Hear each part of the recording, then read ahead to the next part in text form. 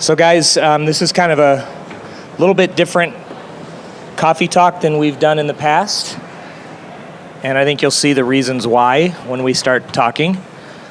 So this is, we're doing two combined converged data center infrastructure. That's our converged group, and storage coffee talks. This is our executive level coffee talk. And we've got with us today Manish Goel, who is the Senior VP and GM of the storage organization, and Rick Lewis, who has that same position in the CDI, again, Converged Data Center Infrastructure Organization. And I know several of you have asked me, what's CDI? You know, we have these three-letter acronyms. CDI is basically, think of converged systems.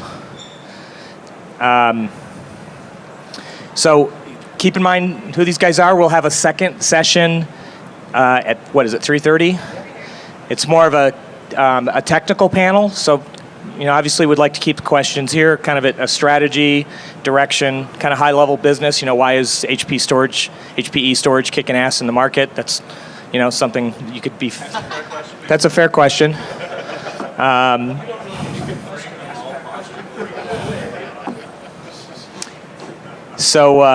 just keep the technical questions for this next session that will be at 3:30. And Becca, anything you can think of that you want to? And just so you know, the spotlight session for CDI will be shortly after we're done here. If you want to learn more, 2 o'clock. Theater 1, right over here. Is it 2:30 or 2 o'clock? 2:30. Oh, 2:30. And Manish is on the cube at 2 o'clock. So if you want to go watch Manish on the cube at 2, you can do that too. Okay, and it's at this one right here, you said? Just right next door. Okay. So let me just kick it off, because I actually have an agenda that I'd like these guys to talk about, and it's kind of going to set the stage why we're doing this together. And that's really kind of what's happening in the industry and industry perspective that they see, in terms of what's happening in with competition and customers, and what's driving what we're doing in HPE. And Manish, there's a microphone right in front of you that you can grab and use that one. I think from our standpoint, there's a set of technology trends that are driving a pendulum swing back from the industry structure being dominated by pure play vendors to the industry structure shifting back towards the full stack again. And for the last 30 years, for several good technology reasons, the stack disaggregated from full stack, which used to be the mainframes, to pure play storage, pure play network, pure play compute. And now with memory becoming the dominant form of storage, with compute and memory coming together, with virtualization techniques like virtualization and containerization now chopping up those resources in dynamic resource pools, the stack is coming together. So we're seeing that absolutely in the storage space. From an industry standpoint, our belief is, and we're already seeing that, the fact that EMC and Dell are merging is a perfect proof point of the fact that the stack is coming together.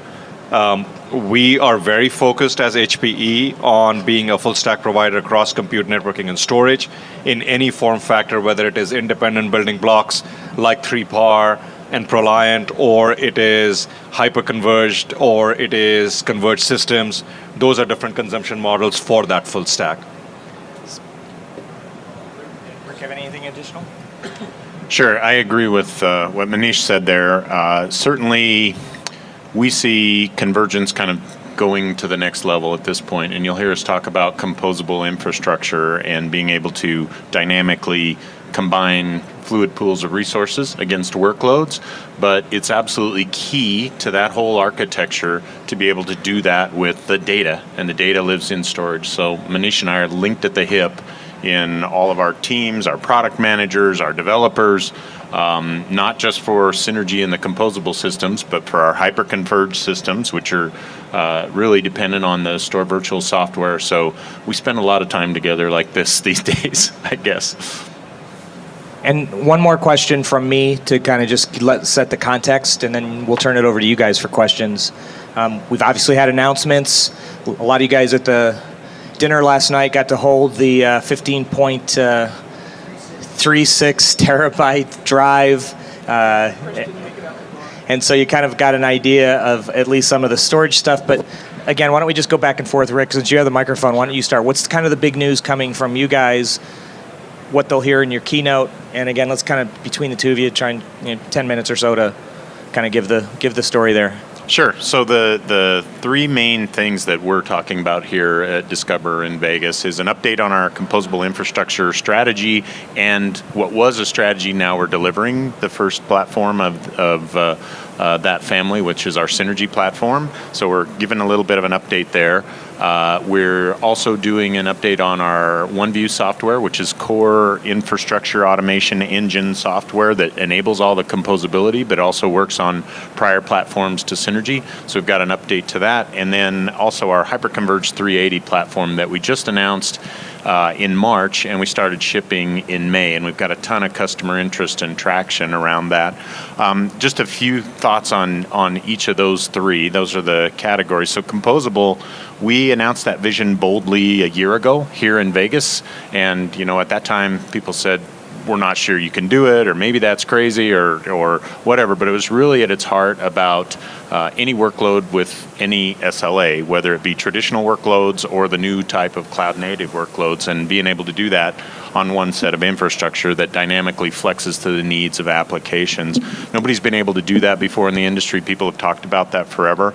The big news here is we announced it last year as a vision. We announced the product at December Discover in London, and at this Discover we've got 3 customers on stage that have the first units of that Synergy, the first of 100 customers that we're currently shipping out to.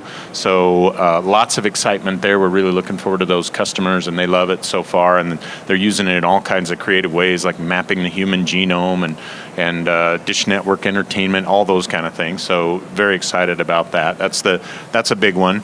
OneView 3.0, the core management software engine to all this stuff is updated, and not only is it the core of that Synergy platform, but also it has a few new features with it that work on our legacy platforms, and one of those is what we call the global dashboard. So for thousands of nodes of whether it's rack servers, blade servers, 3-par array, Apollo servers, our hyperconverged systems, our converged systems, all of that you can display at one at-a-glance view. In fact, we're going to show that view in my keynote, and you can kind of see, here's the state of all of my infrastructure. If there's firmware updates that need done or something like that, it'll tell you, here are the ones that you need to do, and check those off. So this is really new, something very cool, and nobody's really provided this kind of global view before with their infrastructure management software. We also tightly integrated that with Cloud System, so that you don't even need to get into OneView to provision infrastructure for a cloud. You can just be in our Cloud System 10 software, and immediately it talks to OneView and provisions for virtualization clusters or hardware profiles, whatever you need. So that's really cool stuff. Last but not least, Hyperconverged.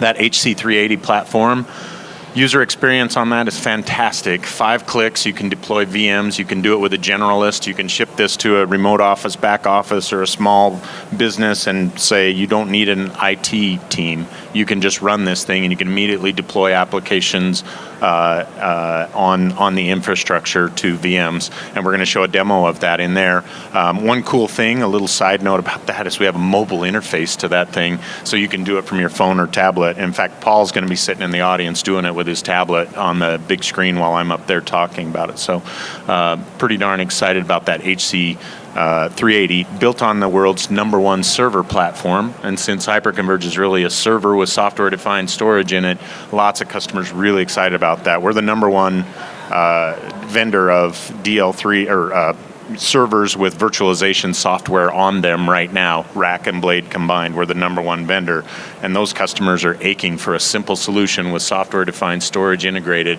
that is easy to manage and use. So lots of big news. We're really excited about the show. I probably used more than my 5. From the storage standpoint, we had a couple of different pieces of news. The first one was on the extension of our all-flash data center leadership with the 3-par platform. And we had completely refreshed the entire product line late last year. This time around, we announced the next major step in storage density with the announcement of 7.68 and 15.36 terabyte drives. Now, I've said this before.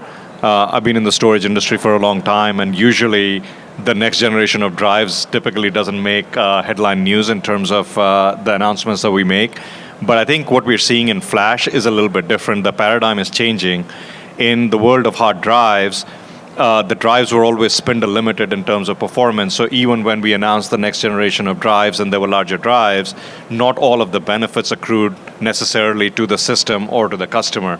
But in flash, we're seeing a very different physics that's taking place because we're no longer performance limited. We find that every time we have a density improvement that we can bring in the drives, all of that accrues directly to the application and to the system. And net result of that is that the user form factor experience that accrues to the customer is dramatic. So with 15.36 terabyte drives, we can basically begin to fit in hundreds of terabytes in a 2U shelf, and the data center form factor modifications that kind of a transition will bring is pretty dramatic, and we have customers who are basically giving us that feedback as well. So that was the big announcement. Behind that, there's a whole bunch of technologies that enable that. How we do sparing, how do we do express writes, those are all the technologies that are supporting the advancements to the next set of drives. The second piece of announcement that we made is in support for everything that Rick is talking about, in making the composable infrastructure a reality, in making hyperconvergence a reality.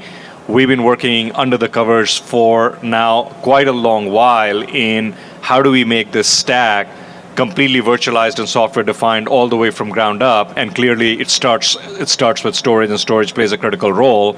So we laid out for the public for the first time a comprehensive software-defined storage vision, which we're calling the Composable Data Fabric. And the idea over there is to have a single data management layer, which is independent of the underlying hardware form factor. So it can run on the ProLiants, it can run in the Hyperconverged form factor, in the Synergy form factor, as independent storage devices. It is integrated into our NFV solutions. It's integrated into our cloud solutions. So it's a single common data management framework. And it can also deliver any level of data services that the application is looking for, be it block, be it file. So what's the advantage of that? Why do that? The reason for doing that is it provides complete investment protection and complete flexibility and mobility on behalf of the customers. Customers are going to start in the adoption of this technology with a given form factor. That may not necessarily be the only form factor that they stay with. As their applications evolve, as their applications grow, they may start with a hyperconverged and they may need to grow into a synergy. Today, those kind of transitions are disruptive and they cost an enormous amount of operational complexity. With a common data management fabric and a common management framework with OneView, all of this becomes completely transparent to the customer, and the underlying form factor lifecycle can be managed to suit the requirements of the application and to suit the technology generations that are changing underneath that without causing operational disruption and service disruption in front of the customer. So that's our common data fabric vision, where it is essentially going to be hardware agnostic and deliver any level of data services necessary. Hold on. No questions without a microphone. I don't need you. Does that hardware agnosticity extend to your MSA line? So as we think about the different offerings, we would basically say that there are two design centers. One is a system design center and the other is a software design center. A system design center is where the software layer and the hardware layer is co-engineered to provide the data services. MSA, 3PAR, XP, they would fall into the system design center because that's a co-designed system. The software design center is based on our store virtual technology, and that is the hardware agnostic technology.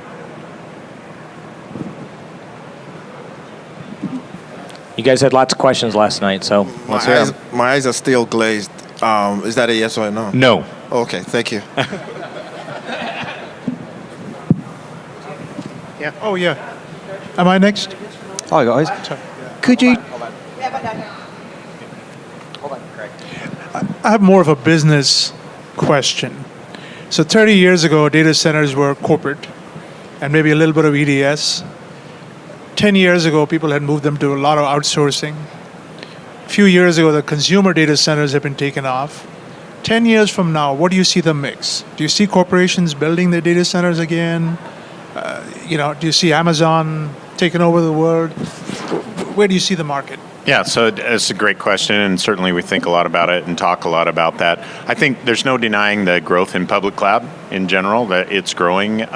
But what few people really look at is, if you look at IDC numbers and things like that, you'll see double-digit growth for public cloud, kind of in the 10 to 12% range.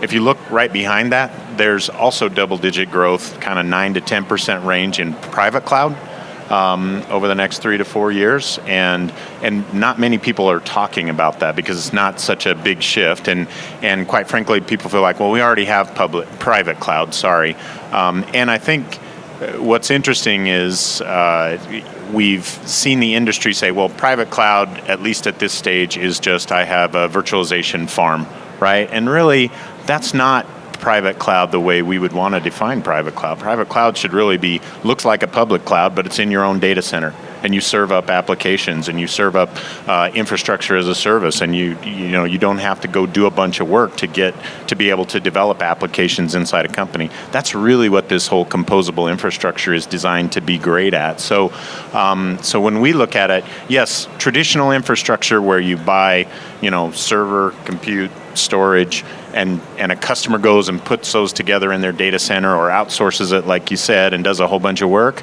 definitely we see some decline there in the market. But stuff that's prepackaged to go and work, whether it's to do VMs, whether it's to do VDI, and then when we go to composable, like we are, to be able to do cloud-native application development and deploy any bare metal app or virtualized app or containerized app on the same infrastructure, that really addresses this real desire. And when I talk in my keynote here in a couple hours, I'll talk about what customers are really begging for is cloud made easy. Right? Whether it's public or private, just make it easy for me. And right now, public's pretty easy. You can log on with a credit card. Private is not so easy, but we're making it easy, and that's really what we're about. So I have a question for you based around that. How do you see the challenge coming from Microsoft Azure Stack then, which is the ability that Microsoft are working on currently to take the whole of their Microsoft Azure intellectual property and make that available as a private cloud on premises for all of their customers, which is coming out very soon, which then gives you the ability to deploy infrastructure as a service, platform as a service, software as a service, via gallery templates on premises. Is that a competition for you guys with all the storage pieces as well? I think it's competition only to the extent that public cloud is a competition. So people like Amazon and Microsoft and Google are all coming at it from slightly different angles. Amazon's roots were they needed a big infrastructure to support their retail operation. They extended that to AWS. Microsoft's roots were they're trying to migrate their entire on-prem business onto a cloud business to preserve the revenue streams behind Microsoft Outlook and Microsoft Office, and that's the roots, and they're extending that into IaaS. Google's roots are they needed a massive infrastructure to support their core operations, and they're extending that into enterprise application serving. So their starting points and roots are all very different, but collectively speaking, they're offering the same service to the customer. So the underlying question that you're really asking is, does the world become binary in terms of the entire world move to public cloud only? Or is No, that wasn't the that question. So Okay. Microsoft are releasing Microsoft Azure Stack, which is their on-premises version of their public cloud. Right. So you can run that on any hardware as long as it meets their requirements. And that will give you the full ability to do shared storage across composable devices, the ability to spin up as easily as you can do on Azure today on premises. how do you compete with that? With your view? Understood. So there's actually a couple of different elements to that. Part of it is we have a pretty strong relationship with Microsoft, and that is a part of the joint portfolio that we work together with them on. To us, from a trend line standpoint, it's no different than VMware wanting to be a full stack vendor and encroaching into some of the things that we are providing. So every vendor in the industry is trying to extend themselves in the value chain somehow. VMware was trying to do that. Microsoft's going to try and do that. We will extend that based on our capabilities. So at a certain level, I mean, the customers will continue to make the choice that works best for them. Yeah, we're both dying to get on this one, and I still had a thought back to this other one. Couldn't agree more. We have a multi-cloud strategy. Customers, back to your question, I made it sound like private versus public. We don't actually view it that way. We view it as both are growing, and almost every customer is telling us it's going to be a hybrid environment. We're going to have both. And so making those environments work seamlessly together is a great thing. Now back to your question, you'd say, well, with Azure, it is seamlessly because it looks exactly like the public. The challenge with a software stack only is it leaves one really important problem in the private cloud space. Even in the public cloud, somebody's got to deal with that stuff. Somebody's got to deal with the infrastructure, do firmware updates, make sure it's consistent, make sure it's all pasted together, make sure there's not network bandwidth bottlenecks and things like that.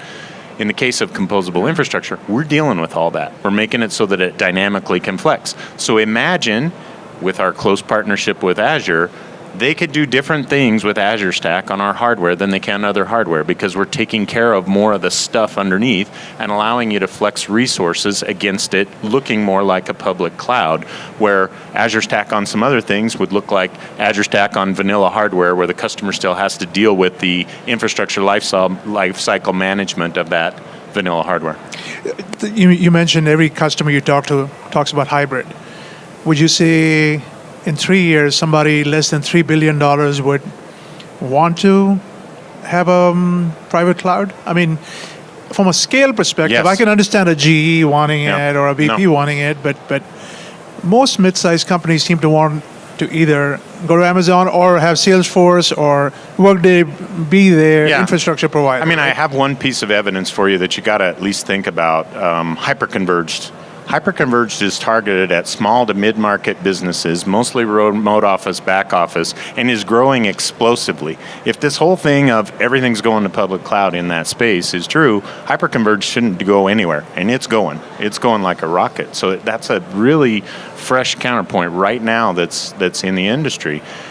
Yes, there's a general move to public cloud, but there's really a general move to ease. A lot of the small business is, it's not that public cloud has something that I have, it's just easy for me because then I can log in with a credit card. Well, if I can give you infrastructure that shows up and you don't need an IT person to mess with it, and it's cheaper, really important. Here we got a little bit of a data back on our VDI per seat per month cost of our Hyperconverged 380 platform that I'll talk about. $11 per seat per month.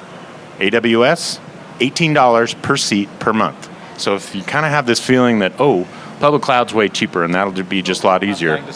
But there's a Don't think big that difference. it's just there. So it's not as obvious as I think some people think for those small and medium businesses. Yeah, but there's a big difference between hyperconverged and public cloud in what you're simplifying. That in that mid-market, they're not spinning up new applications even on a monthly basis. And so simplifying all that orchestration for the event that I only do twice a year doesn't have real value. That, if I virtualize my 27 applications in a hyperconverged world, that simplifies my infrastructure. The difference between virtualization and cloud is the orchestration to spin up new workloads. And in the mid-market, it just doesn't happen. They're not spinning up new workloads. They've been running Microsoft Dynamics for... No, I'm saying, the original question was, is that billion-dollar company that's got 100 total workloads, where I spent my consulting career, going to have a private cloud? And hyperconverged and private cloud are completely different because it's the orchestration layer. And I don't see the value of the orchestration if there's no new music for the band to play. That's an assertion. So the implication is. Hold on, Robin. Is that a yes or no? That's a probably no. So let me. I was trying to say this because I think there's an analogy. Let me just paint an analogy for you, right? Because we think about the whole public cloud, private cloud, dedicated infrastructure all the time. In my mind, maybe it's the sickness in my mind, but in my mind, the analogy over here is public infrastructure, public transportation, and private transportation, right? If you take a look at public transportation, it is easier, it is more efficient, it is cheaper, it can take hundreds of people from one place to another.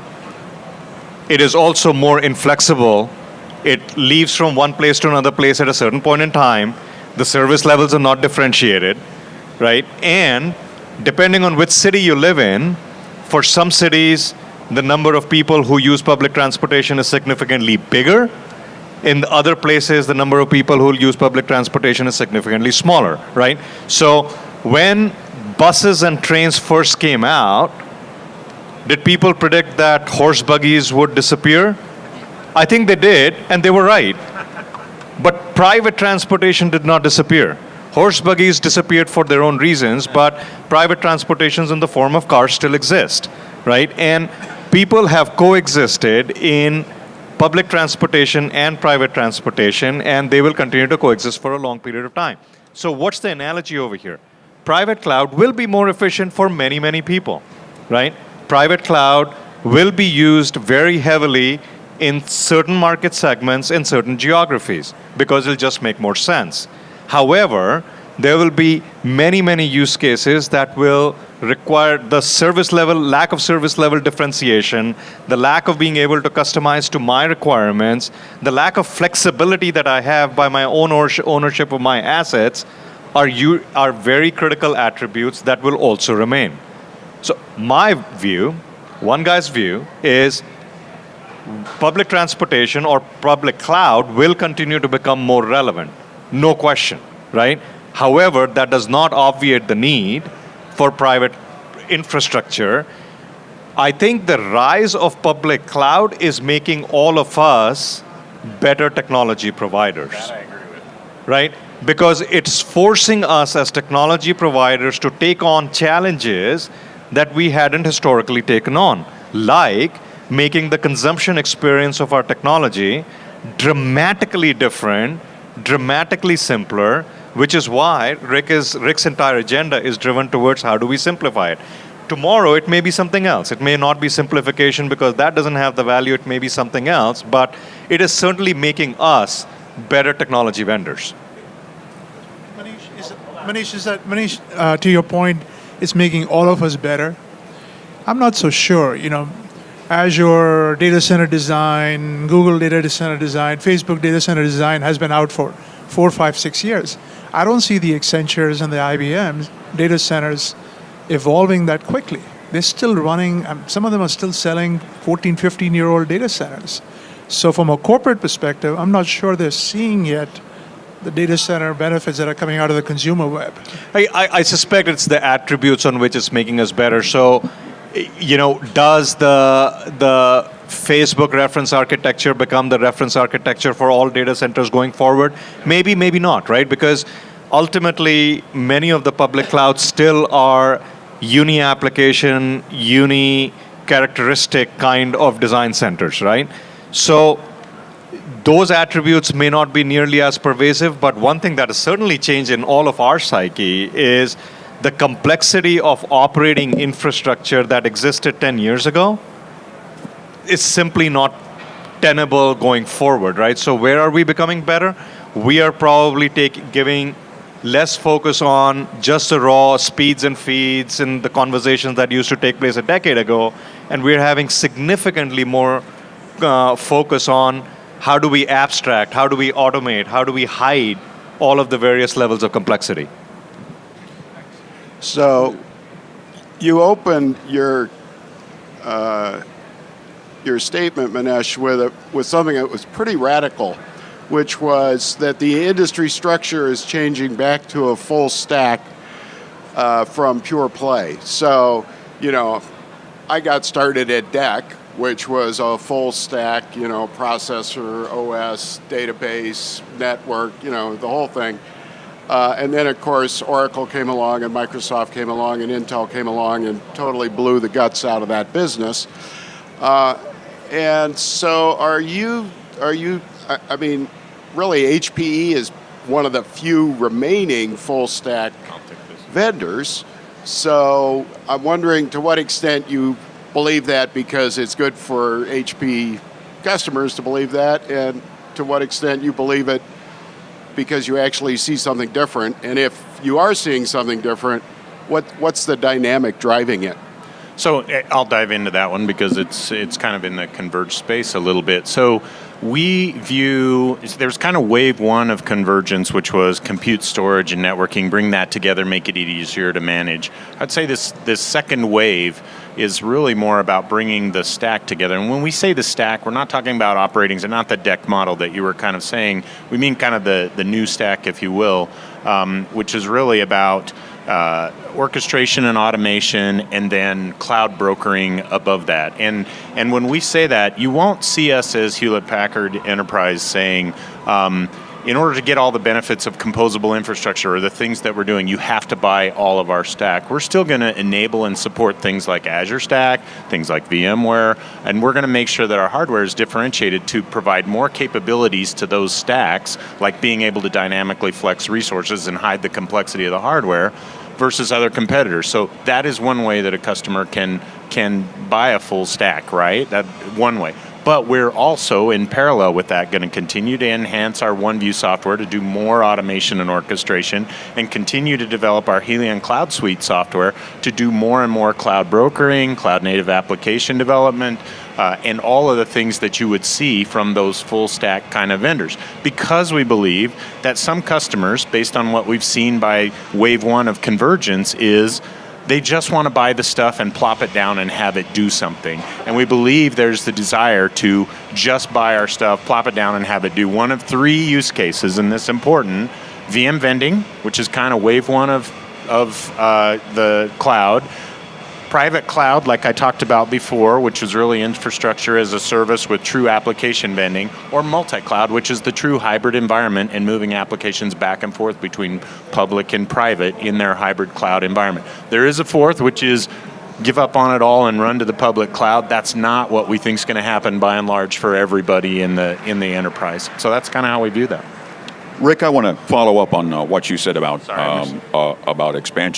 expanding Cloud Suite here. Yesterday, Meg Whitman introduced Docker as a permanent part of HPE servers going forward in Helion Cloud Suite. I'm wondering how much of that progression was spurred on by customers saying, hey, we'd really like to see containerization and Docker in the data center, and how much of it was actually a technical necessity, a way to assemble all the parts of the Helion cloud platform going forward to make it feasible to provide those three use cases that you just listed.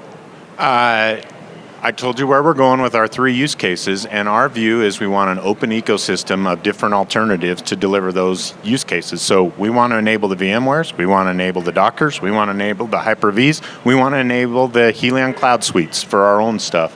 And that's kind of how, just like some of the software stacks would like to enable multiple hardware, we want to do the same thing to that upper part, because we know customers want it. But we also know that want things integrated. And I wanted to make another point about the Docker in our servers going forward. We've been shipping servers with bundled VMware for years and years. This really isn't a big departure from that. This is just one more stack alternative for those customers to have a vertical stack integrated. Yeah, but I think you asked a little bit different question.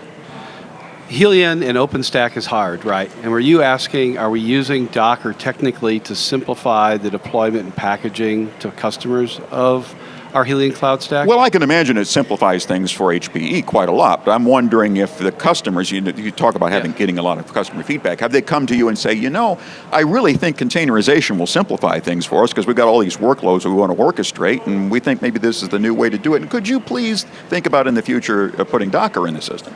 Well, I can tell you from ours, we're not using Docker to simplify. I mean, we will use it to do that, but that's not the reason we did the partnership with Docker, was to simplify the Helium cloud stack. It was actually driven by the Converged team and the server team because of customer demand. Customers are seeing it as an alternative to virtualization to simplify the delivery of applications like Ben talked about yesterday on stage. Since we've done the integration of Docker with OneView. We did that last year. I was with you guys last year. We started rolling out Composable.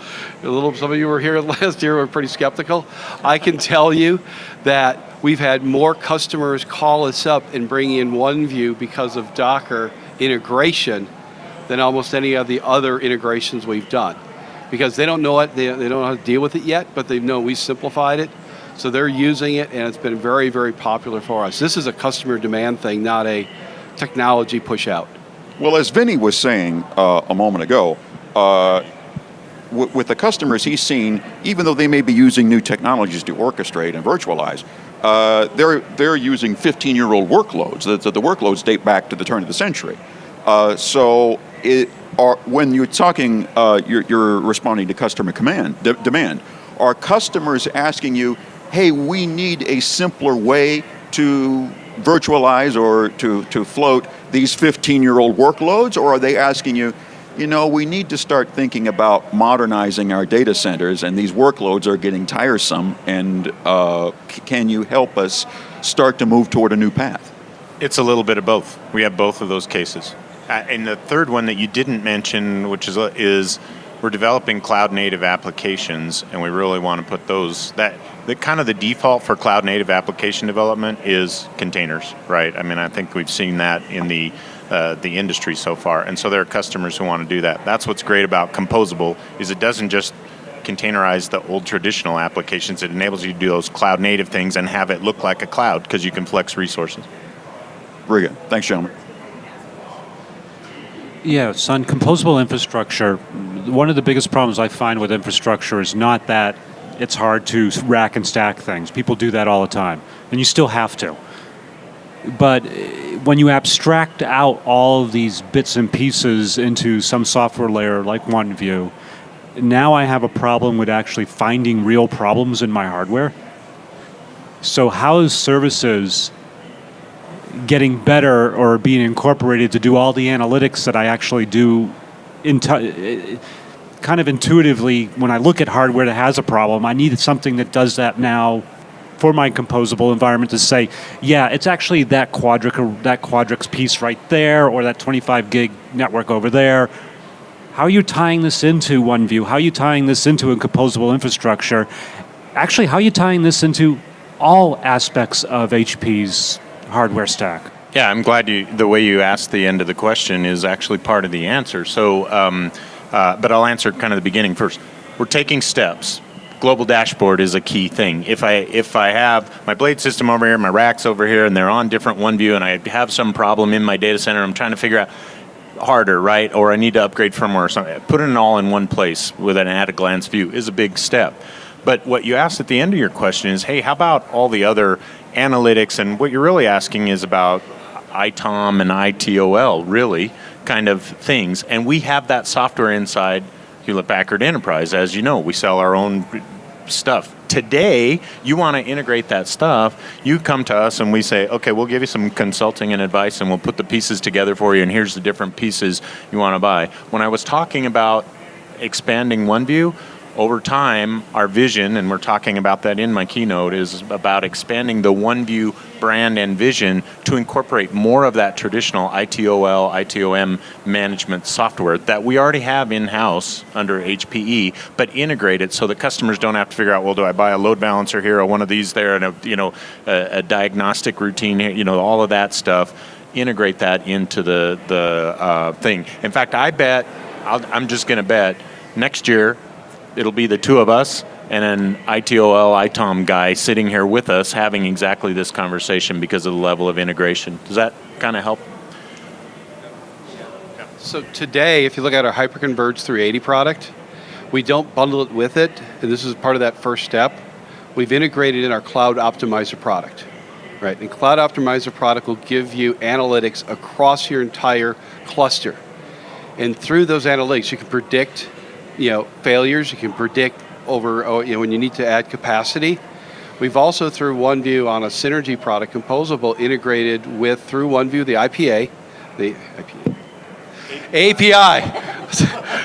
Sorry, IPA, that's something I'm highly dyslexic.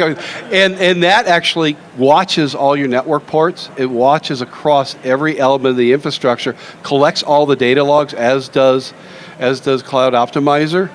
And you can use that to actually pinpoint issues across your hardware infrastructure as well as your applications. Well, I'm not talking capacity. I'm not talking performance management. I'm actually talking real problems like that failed. How do I fix it? What failed? I mean, you're talking about an incredibly complex system with an abstraction hardware layer on top of it. But now I'm so far removed from the hardware, the little blinky lights mean nothing. Right, I need an equivalent of that. It will indicate you've had a NIC failure. Here is why it failed, or here you've had an interruption. Here is exactly why you had an interruption. If you had operation analytics, it looks from the application level first. And it'll say you had a slowdown. Why did you have a slowdown? You had a network failure. You may have failed over that network automatically, but it'll pinpoint exactly where your issue is.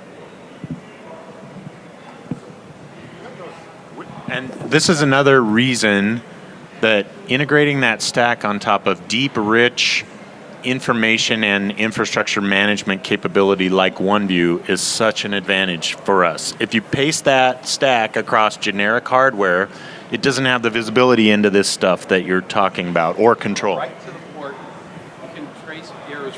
You can trace errors right to the port with this stuff.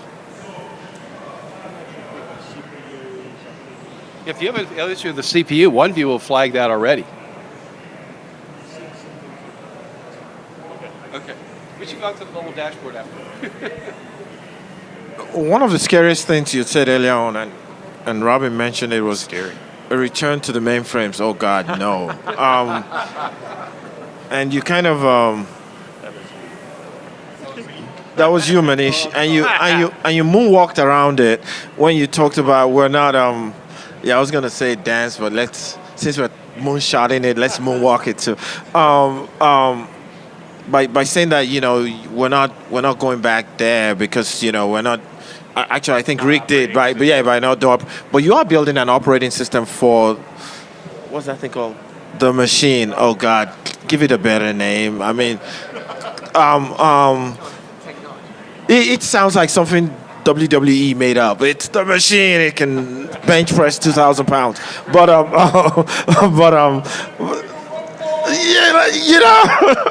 and don't take. Sorry, I'm in good form today. Don't take marketing advice from analysts, please. Okay, that guy just won a Nigerian lottery. Okay, don't go there.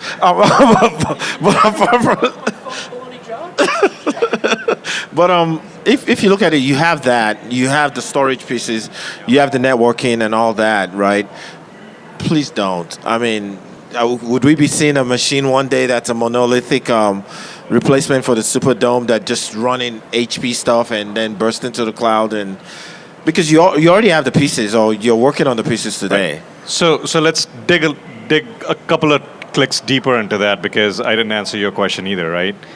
So mainframe was an example of a full stack, right? And there was a reason that stack needed to work together. And the compute network and storage, the idea is not the form factor. The idea is the fact that stack needed to work together. Then a few very fundamental technology drivers broke that stack apart, right? The technology drivers were the fact that we had a client-server architecture that became relevant. We had, therefore, a source of shared everything storage that needed to become the source of truth across multiple x86 server architectures. That gave rise to a networking layer, because now you had to put many endpoint servers and integrate that with a data services layer. So all of that led to a disaggregation at each of the layers of the stack. Storage became its own layer, network became its own layer, compute became its own layer, right? So Those were compelling technology drivers at that time, and that gave rise to the pure play vendors, EMC and NetApp in the storage space, Cisco and Juniper in the networking space, et cetera, et cetera. Today, what we are seeing is that there are technology drivers which are now forcing the stack to collapse again, right? And that from a storage standpoint, now there are other drivers, but from a storage standpoint, probably the biggest trend that's collapsing the stack is memory becoming the dominant form of storage over the next decade as opposed to spinning drives, right? And as memory becomes the dominant form of storage, while we are talking about all-flash data centers and all-flash and SSDs today, that's only the third inning of a 9-inning game, right? Persistent memory is going to become more and more relevant, and at some point, server with enough persistent memory that can be managed in a scale-out fashion may become a perfectly valid infrastructure building block. Right? So it's funny that my predecessor, as he thought about what his charter was to win in external storage. Right? When I was at NetApp, my charter was to win in external storage. My charter today, as a part of the general manager of HPE storage division, is to win equally in external storage and enable internal storage. Right? Because the amount of data services that applications are consuming today they're consuming it as external storage where it's relevant, but equally they're consuming it as internal storage on servers or hyperconverged where that's relevant, and in many cases they're going to the public cloud. So my charter has shifted where my charter has become build external storage systems, but at the same time build internal storage systems.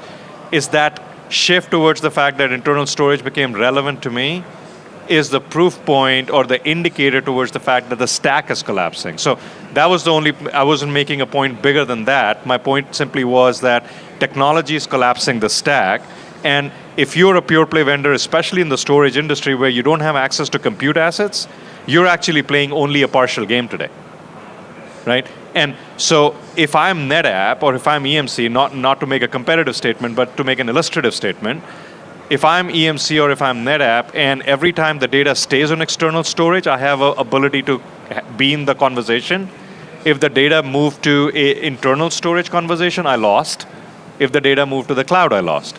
But as HPE, if the data stays on external storage in 3PAR, we can have that conversation. If a customer comes in and says, hey, I'm thinking of running this object store using the Scality software on the ProLiant servers, that's a perfectly acceptable conversation as well. The customer comes in and says, we're going to run it as a hyperconverged appliance on the DL380 or the HC380 form factor. That's a perfectly... So there I become a technology supplier, but being a part of a full stack company enables me to do that. I want to talk about the machine because you asked a very specific, are you going to make a machine Superdome, some of that kind of thing. So when we look at the machine, the goal isn't that the machine's going to be some big box or something that we roll out. The machine is really a collection of technologies and a drive to reevaluate computer architecture based on those technologies. When you have massive pools of persistent memory, you don't really need a bunch of drives hanging off. And in fact, we think that the industry will switch to more of a data-centric architecture rather than a processing-centric architecture where you're focused on, here's the data in a giant pool, and I bring processors to that to do stuff to it, instead of, I have all these CPUs, how do I feed them with memory? So it's kind of a fundamental architecture shift kind of thing. But the technologies associated with the machine, sometimes in the BU, though the guys working on the machine, I don't think about it this way. I think of it as, it's a concept car for me, right? The auto industry, you see these concept cars. The plan isn't to roll out a zillion of these concept cars. The plan is they're going to try some stuff out. They're going to prove what works. They're going to make a bunch of new technology. And I'm going to look at that and see what people loved. And when you buy my Synergy of the next generation, just like when you buy the car, you're going to say, oh, I remember that line on the side from the concept car. And I remember that, what they did with the engine for the concept car. Similarly, when you look in the next generation of Synergy, you're going to see photonic links through optical chips that we developed as part of the machine. And so that's going to creep in. In fact, Synergy's pre-plumbed for those photonic plugs inside the box. So think of that. Persistent memory, we're already rolling out a flavor of that in our servers today, but we're already thinking about, okay, Memristor, when that comes prime time, how are we going to work that into our Synergy platform? So think of it like that. It's more of a bold new vision. It's driving us from a technology point of view, but we're always looking at how do we pull pieces of that concept car into the business units and put them in our next generation projects. Okay, so see if you can help me untangle some of these concepts, concept car concepts. And that's how I view it from the BU, but please. Because it seems like we have three concepts going at once, and all of them are dipping into the collective pool of convergence. You have the machine, which is a concept that deals with a re-architecture around persistent memory and the idea that data will drive what the application will be in the future. And then we have the cloud, which is this idea of centralization of service and a distribution of that central architecture across multiple servers in such a way that the clients do not know what the distribution is or do not have to know. And then you have the edge, which Dr. Tom Bradich talks about, which is about moving compute power to where it is most needed, and in those situations, eliminating latency that would come about as a result of the cloud, and which could probably be compounded as a result of the machine, and yet... Sounds like you got it. And yet we've got convergence. It's all simple. Got three themes, all convergence, all of them on different sides of the chart. So I know this is going to sound like WWE Deathmatch, but which cuisine reigns supreme at the end of all this? Which regime reigns supreme? So I want to make one observation. When Meg talks about how and CEOs say this all the time, the pace of change is accelerating and all that. If you're not noticing it, pace of change in this industry is unbelievable, and I love how you articulated all the dimensions. We think all of those are valid. We think none of them reign supreme, and we think that vendors who try to paint a picture of one of those is the answer. Public cloud is the answer to everything, or IoT is the answer to everything, and they're just missing it. It's a big, huge business. There's massive, explosive growth in data that is going to saturate more needs in each of those areas than we can even provide. So I don't see it as an either or. I see it as explosion of data and new architectures needed to deal with that explosion of data.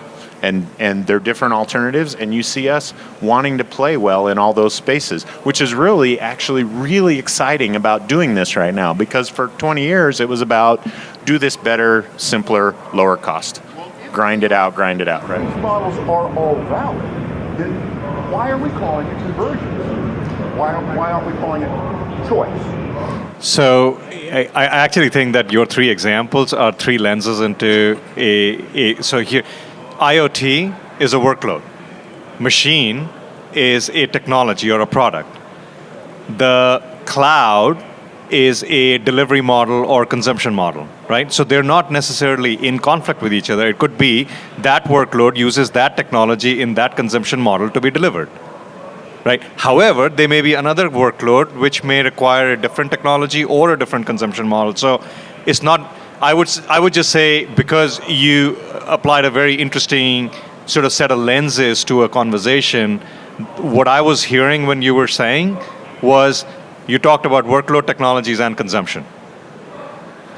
It could very well be that the IoT uses on-edge processing, which is stored on persistent memory in a machine-like architecture, delivered by a service provider, whether it's a public cloud or a private cloud, for what happens to that data, the 10 petabytes per car per day that is going to be collected.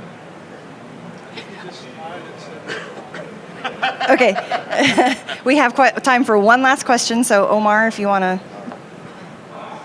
Okay, this whole thing about Docker, developers and developing in the cloud and all this stuff brings a whole new spectrum about how developers are using clouds like HP clouds and stuff like that through a third party. Now, wouldn't it be the best time for HP to introduce into the Docker's cloud, now that they're using the APIs, and other developer licenses like App Secure, App Defender, HPE App Defender.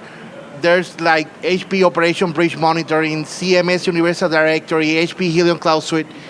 Why don't we enable Docker to use all of these suites and licensing for the developer also? Now that the HP is, I think they should be investing on bringing that licenses into Docker. What do you think about that? I think it's something we can look at. I don't have a bigger comment other than, good suggestion. I think it would help bring the repository model, the GitHub-oriented system that Docker is promoting. And perhaps, I think his suggestion is it might simplify the concept of ownership so that it's, am I right, in not breaking it down over product sublicense, product proceed, just simply, are you using this or not? Yeah, understand. If you look at what we did with Docker, to your point earlier, I don't know if you were here, Omar, it was really customer driven. This is the first phase of it. But I think those other customer requests will start to come from the ad. The request. Once a bunch of servers show up with Docker on it, there'll be Yeah. a bunch of these questions. See, that was the first wave of this was a lot of customers asking for Docker to be enabled, to be able to, like you go up today on VMware, you can go click a switch, have VMware on your server delivered today, have containers. This is the first phase of this. This is a really new relationship with Docker. It started last year with a few integrations like OneView and the 3PAR, and I think it'll grow over time, but we'll take those to the ITOM organization, and I think they're good ideas in this HP Software and Security groups. Okay, so that is the end of our time. A big thank you to our SVPs and GMs for coming in. Big thank you to for you this. guys. That was actually really fun.